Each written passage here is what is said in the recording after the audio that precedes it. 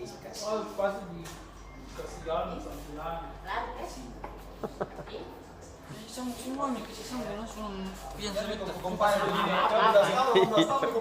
Protes. Protes Kiko. Menghambat pelaku itu. Tahu. 18 tahun di kompai. Kita lah Pak Jemaah luar biasa kawan sapi. Dedikasi, loyalitas. Pride. Baru toh jam 3 pulang. Datang lagi jam 9. Jam 9 tahu datang. Jam 9 jadi waktunya hanya untuk keluarga yang pajang Pak Ucap. Iya. Kerjanya mantap. Iya. Videonya selalu banyak penontonnya. 18 tahun di kompai sudah dikurung. Tunjuk dia. Kecil. Kasihan. Tanggal berapa kita kerja daerah, Pak? 13 ini ke. 3. Sudah pilih nasi kuning mau? Kita sekarang halaman print misalnya. Print saja. Ini dulu. Iya. Ini masih ada kosong. Wih, ini kelang ini. Kemo Situ deh. komplit. Jauh ya. Dikodik ya.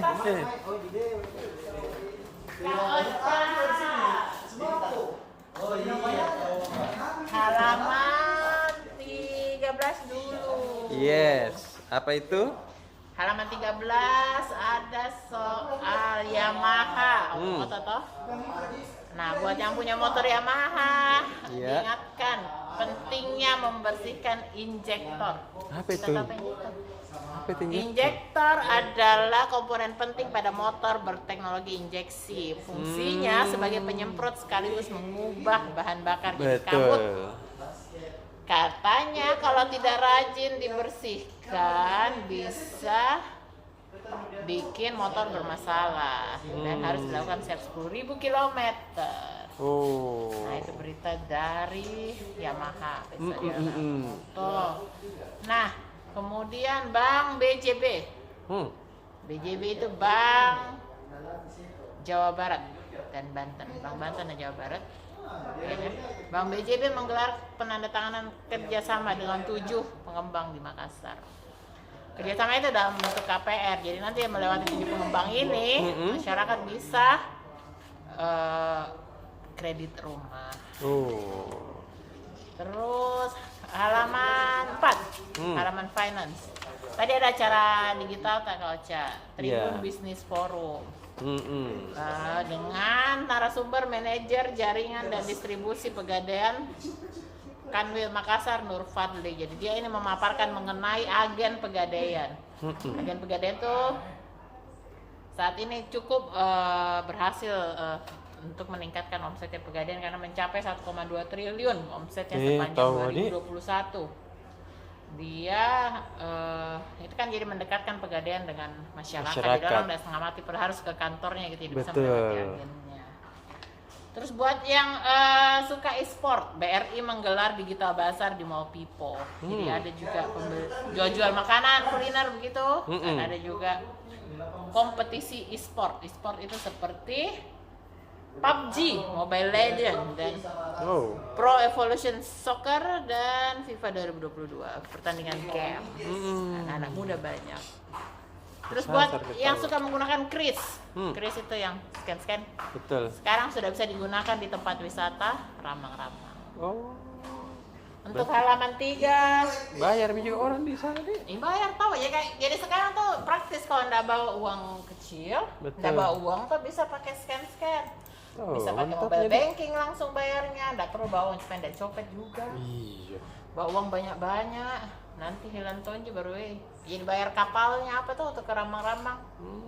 Bisa pakai kris alias langsung di scan, macam-macam kan, bisa dari banknya langsung, bisa dari Betul. OVO, GoPay, ShopeePay dan teman-temannya. Deh, aslinya semua Jadi digital sekarang deh. praktis sekali semua tuh digital semua nih. Jadi memudahkan masyarakat dan memudahkan juga semuanya.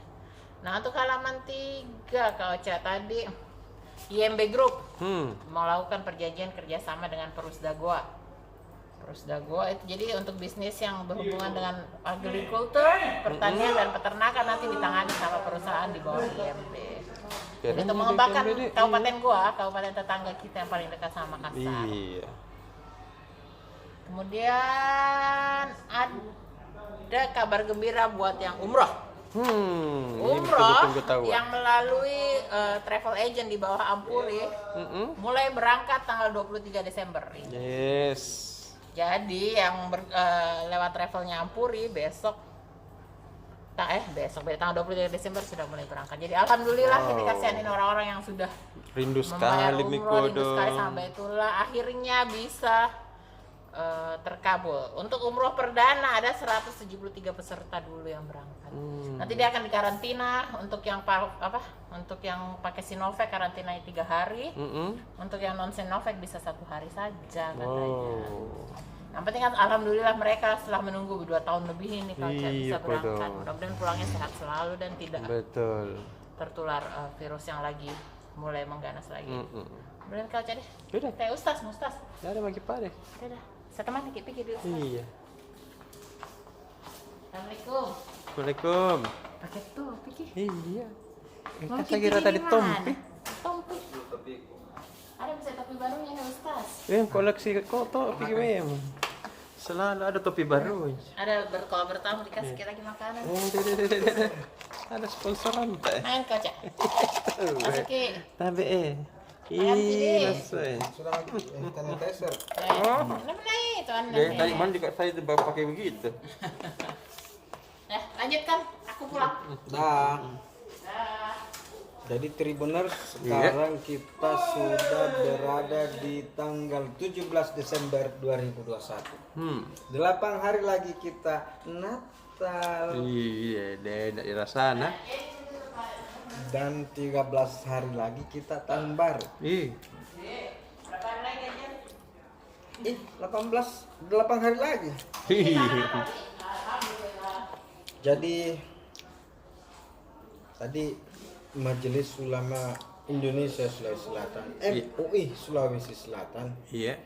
menggelar tausiah Natal dan Tahun Baru Ini tahu. yang dihadiri oleh Ketua MUI Sulsel Andre Guruta, Profesor Dr. Haji Najamuddin Abdul Sabah Iya. dan Sekretaris Umum Dr. Kiai Haji Muammar Bakri MA, Iya. didampingi oleh Wakil Ketua Dr. Kiai Haji Mustari Bosra dan beberapa Wakil Ketua dan Ketua Komisi. Intinya Majelis Ulama Indonesia Sulawesi Selatan meminta kepada semua pihak untuk menghentikan segala macam bentuk polemik Iya. baik di warung kopi maupun di grup WhatsApp, apalagi di Facebook dan di tempat-tempat sarana informasi lainnya Iya. terkait ucapan Selamat Natal dan Tahun Baru. Ini kan memang sudah ini masalah usang ini. Betul. Hampir setiap Desember kita menghabiskan energi berdebat, bolehkah kita ucapkan Selamat Natal kepada orang tua? Dan biar berpuluh-puluh kali kita bilang Selamat Natal, Selamat Natal, Selamat Natal, apa Iya. masalahnya? Iya. Biar kita bilang Selamat Tahun Baru, tidak ada masalah. Dan Tahun Baru dan Masehi itu, Tribuners, Iya. Tribuners harus tahu bahwa Masehi itu disebut beberapa kali di dalam Al-Quran. Wa iskala Isa ibnu Maryam misalnya, Isa al-Masihu ibnu Maryam, Itu dia. Isa al-Masihu ibnu Maryam, itu masih artinya Masehi itu. Nah yang tahun 2022 yang kita mau rayakan tahun barunya itu disebut tahun Masehi. Iya. Kenapa dia disebut tahun Masehi? Karena dianggap sebagai tahun kelahirannya Nabi Isa yang digelari oleh Al-Quran sebagai Al-Masih. Al-Masih itu artinya dua secara bahasa. Ada yang mengartikan Al-Masih itu tukang sapu-sapu. Iya. Karena Nabi Isa itu dikenal sebagai seorang tabib, ahli menyembuhkan segala macam penyakit. Iya. Bahkan salah satu mukjizat Nabi Isa itu menghidupkan orang mati, saking hebatnya itu Nabi Isa. Betul. Dan dia dalam mengobati itu hanya diusap-usap. Kalau ada luka, Iya. diusap-usap. Saya kepala tak diusap-usap. Itu yang disebut Al-Masih. tukang usap-usap. Oh, gitu di. Hanya Isa, dan ini gelar ini bukan pemberian sejarawan, ini pemberian Allah dalam Al-Quran disebut Betul. Isa Al-Masihu Isa ibnu Maryam. Nah, itu arti pertama itu kan Masehi. Jadi Masehi itu arti bahasa Arabnya itu usap. Ada juga yang mengatakan Al-Masih itu artinya pengembara. Oh, Karena seumur hidupnya Nabi Isa itu tidak punya rumah. kodok. Nabi yang paling miskin itu, bahkan mungkin manusia yang paling miskin dunia itu Nabi Isa. Iya. Semiskin-miskinnya, sepakir-pakirnya orang sekarang ini masih ada gubuk-gubuknya, masih ada rumahnya, tempatnya Gitu. dia tidur. Nabi Isa itu tidak ada rumahnya, tidak ada tempat tidurnya, makanya seumur hidup dia hanya berkelana dari tempat ke tempat ke tempat. Dia hanya mengembara terus berjalan dengan murid-muridnya. Karena tidak ada rumahnya, Betul. tidak ada bapaknya. Kodongnya. Nabi Isa alaihissalam Al-Masih digelar Al-Masih karena dia pengembara. Oh, gitu di. Karena Nabi Isa meninggal di usia muda, Tribuners, saya 38 tahun. Deh, paling muda. Jadi kira-kira dia jadi nabi itu 20 tahun sudah jadi nabi, 25 tahun. Hanya beberapa tahun dan tidak menikah. Kodok. Karena masih sangat muda, masih berdakwah. Bukan meninggal, Tribuners. Kalau menurut kepercayaan kami di umat Islam, Nabi Isa itu diangkat ke langit pada umur 38. Betul. Kalau menurut orang Kristen, dia disalib Iya. oleh orang Romawi. Ya, karena orang Romawi yang beragama Yahudi tidak senang Nabi Isa membawa ajaran baru, agama baru yang disebut Nasrani. Iya. Itu coba. Jadi kalau kita mengucapkan selamat tahun baru masih apa yang salah? Iya. Kira-kira seperti itu. Jadi paham makin Tribuners. Jadi paham makin Tribuners ya. Paham ya kapan? Ya, paham. Kalau Jadi. tahun baru itu tidak ada masalah, Tribuners. Iya. Yang masalah itu yang masih diperdebatkan memang ulama kita itu mengucapkan selamat Natal. Iya. Kenapa mengucapkan selamat Natal? Karena Natal yang dipahami oleh orang yang merayakannya beda dengan Natal yang dipahami oleh orang Islam. Karena menurut mereka yang merayakan Natal pada 25 Desember itu, Iya.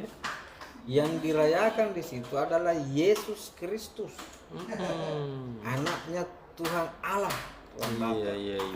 Sementara menurut umat Islam, Tuhan itu tidak punya anak, dan Nabi Isa itu bukan anaknya Allah, Betul. tapi Nabi Isa itu ibnu Maryam, anaknya Maryam. Makanya kalau ada ulama mengatakan kalau kita mengucapkan selamat Natal dengan meyakini bahwa Natal yang saya maksudkan ini adalah Yesus Kristus, itu adalah anaknya Tuhan, berarti kita tergolong mengikuti keyakinan mereka, Iya. sehingga kita dianggap mengucapkan Natal dengan keyakinan seperti itu tidak boleh. Betul sekali. Tapi kalau kita mengucapkan selamat Natal sebagai bahwa Natal itu adalah perayaan tradisi umat tertentu, ya tidak masalah. Iya dong. Sama kalau kita mengucapkan selamat apa gitu Hari Galungan, Oh, iya. selamat Hari Nyepi, Betul. selamat Hari Guru, selamat ya? Hari Ibu, sama aja. Atau kita mengucapkan selamat hari apa kayak itu di Toraja itu ya. Tradisi-tradisi itu yang orang-orang tua sama diucap. Kalau kita mengucapkan itu dengan merasa bahwa yang saya ucapkan ini adalah tradisinya orang, Iya. ya tidak masalah. Nah, itulah kira-kira seperti itu tadi tausiahnya menjadi selama Indonesia, bahwa kalau kita mengucapkan selamat Natal dan kita yakin bahwa ucapan saya ini tidak akan mempengaruhi akidah saya sebagai orang Islam yang meyakini bahwa Nabi Isa itu adalah anaknya Ibnu Maryam, bukan anaknya Tuhan, silahkan ucapkan, biar tiap hari ucapkan selamat Natal, tidak ada masalah. Oke, marah-marah. Mangka. Kaget ku kan? Ada penonton teh. Iya, Penonton siaran langsung. Tapi sebaliknya kalau kita meyakini bahwa Nabi Isa itu Yesus Kristus itu anak Tuhan, biar kita tidak ucapkan selamat Natal juga tidak boleh Iya tahu ada. bagi kita umat Islam. Betul. Tapi meskipun demikian jangan kita menyalahkan kalau ada orang yang meyakini seperti itu. Karena itulah yang dimaksud dengan kebebasan berjalankan agama sesuai dengan keyakinan kita masing-masing. Cocok kita. Sebentar akan dijelaskan lebih lanjut.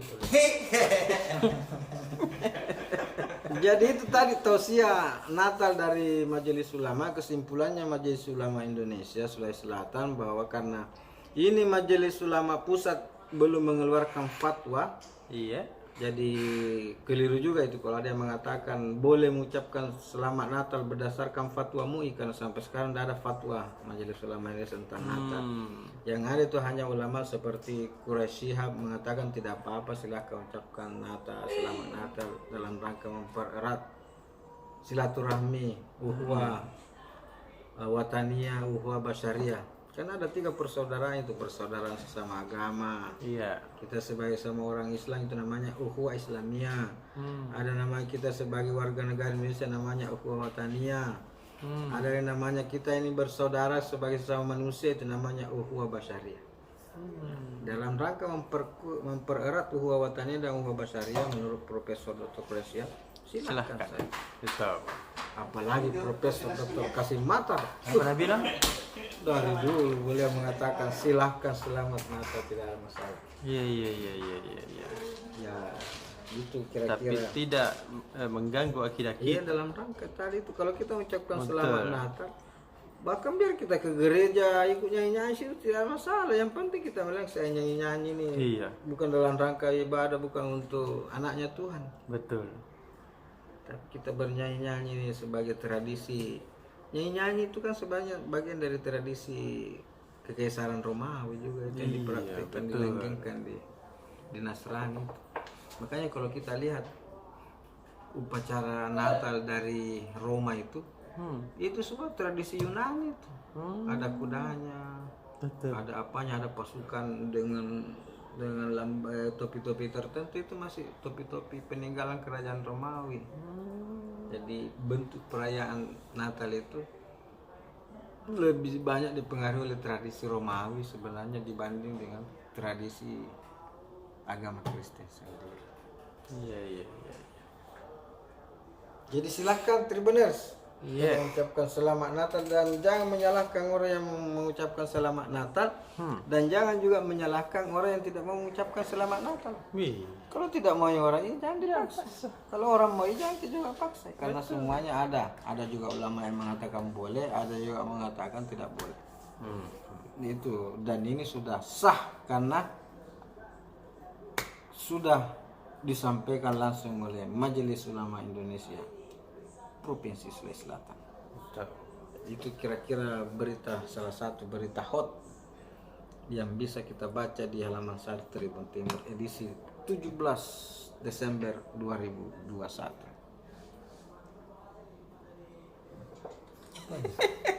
Ada lagi yang satu lagi Tribuners, bahwa per 16 Desember 2021 Bapak Gubernur kita, Gubernur Sulawesi Selatan nonaktif, sudah inkrah status hukumnya, Definitif nih. sudah terpidana karena sudah dieksekusi. Jadi beliau per 16 Desember 2021 sudah dipindahkan dari rutan KPK cabang Pemdam Guntur ke Lapas Sukamiskin. Jadi Nurdin Abdullah per 16 Desember 2021 sudah bukan lagi Gubernur. tertahan tahanan, tapi sudah menjadi narapidana. Waduh. Ada itu lagunya, narapidana. Sudah narapidana Tribuners.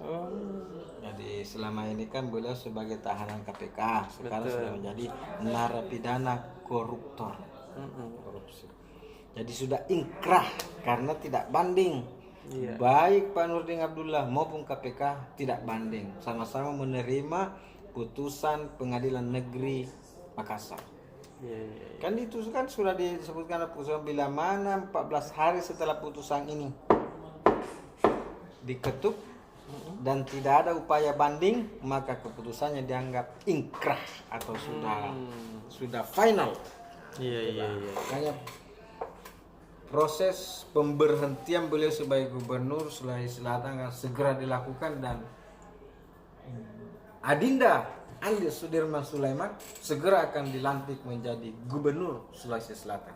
Oh. Bukan lagi PLT, gubernur Sulawesi Selatan. Itu. Jadi Pak Nurdin Abdullah itu ditahan di rutan KPK sejak 27 Februari 2021. Jadi 10 bulan. 10 bulan beliau ditahan di rutan KPK. Mulai 16 Desember 2021 dipindahkan ke Lapas Sukamiskin. Di sana banyak temannya. Iya. Tidak kesepian makin di sana itu banyak di sana. Banyak teman-teman tadi di sana. Banyak menteri di sana bisa makin main domi di sana.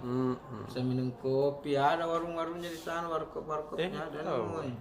KP-KP-nya. Lengkap di sana. Pak Ilham dulu enak sekali narasi di situ sampai yang bilang pesantren di sana. Iya deh. Jadi itu Tribuners. Kemudian yang lain lagi yang tak kalah pentingnya adalah kita harus waspada. Apa ya? Karena Omikron sudah dekat. Omikron itu Tribuners varian baru corona namanya Omikron. Jadi itu sebenarnya Omikron. Kalau bahasa Arabnya itu Ikron. Tapi karena ditemukan di Inggris jadi Ichron. Jadi Omikron disingkat menjadi Omikron. Iya. Masih di Jakarta beda. Nah, di Manado. Ada tapi di mana? Di Sulawesi. Iya. Makanya so dekat. Betul-betul so dekat. Dan kita harus selalu semakin waspada. Waspada.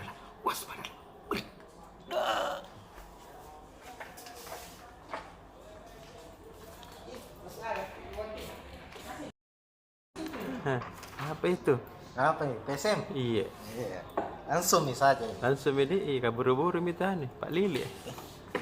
Saatnya bangkit bersama Iya. di putaran kedua. Iya. Ini sekarang ada nih pelatih nih. Tapi Jami dulu disebut namanya. Ditahu kita iya. Iya. Off the record toh. Artinya pelatih sekarang sudah ada nama yang dikantongi sementara negosiasi bukan lagi negosiasi ya sudah menegosiasinya ini tinggal menunggu waktu kapan didatangkan tuh karena latihan nih nanti PSM untuk persiapan putaran kedua atau seri keempat itu hari Senin. Mudah-mudahan ada nanti pelatih baru di situ Hari Senin ini? iya kemungkinan pelatih asing. Iya tahu. Sesuai dengan kan butuh sosok yang tepat untuk mengangkat performa PSM saat ini. Selain pelatih asing, manajemen juga memastikan akan merekrut pemain baru, pemain tambahan untuk menghadapi putaran kedua. Ini juga masih sementara dinegosiasikan siapa-siapa yang bakalan didatangkan karena kan agak susah juga ini kan. Iya. Ada Sebagian semua besar klubnya. pemain kan masih terikat kontrak tuh. Iya tahu. Kecuali beberapa pemain yang santer diberitakan itu memang masih selesai kontraknya Desember ini. Kayak misalnya Putra Banteng ini yang main di timnas sekarang. Iya. Irfan Jaya selesai kontraknya Desember. Iya. Sama PS Sleman. Ya mudah-mudahan bisa ke PSM tuh. Iya. Mudah-mudahan harapannya. Ada juga strikernya PS Tira yang Tira Persikabo yang sekarang juga salah satu top skor Liga 1 Indonesia pemain asing. Ciro Alves striker. Itu dan masih ada beberapa lagi yang lainnya. Tinggal ditunggu saja. Iya. Ini untuk kebaikan PSM tentunya manajemen pasti tahu lah apa yang perlu dilakukan. Nggak mungkin mau dikasih degradasi ini. Tim tertua ini. Kita percaya ini. Betul. Proses. Nama namanya juga sepak bola. Kadang menang, kadang kalah. Yang penting Iya. jangan kalah terus. Iya. Begitu. Salam PSMD. Oke. Udah nih. Kau tahu ya? Oh, alamak. Satu juga ya? Apa? Alam Makassar Riko tadi. Mm-mm. Satu mau. Ada apa namanya ini?